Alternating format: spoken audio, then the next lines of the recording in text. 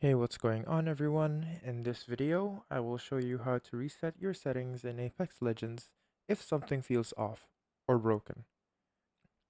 The only method that I know of is through the in-game settings reset, and what you have to do is go to settings by clicking on the game menu, click on settings, and once you're here in settings, look at the bottom of the screen here and click on restore defaults.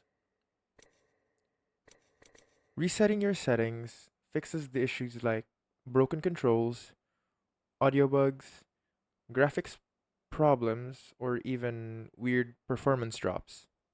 So, reset your settings if those problems occur. But remember, when you reset your settings, even the keybinds will reset, the sensitivity will reset, as well as the graphics settings.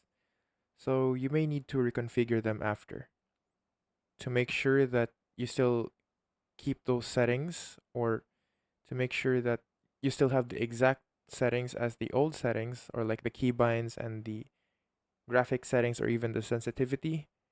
Make sure to take note of them in a notepad or keep screenshots of them so you can figure them out easily. And that's it. That is how you fully reset your Apex settings.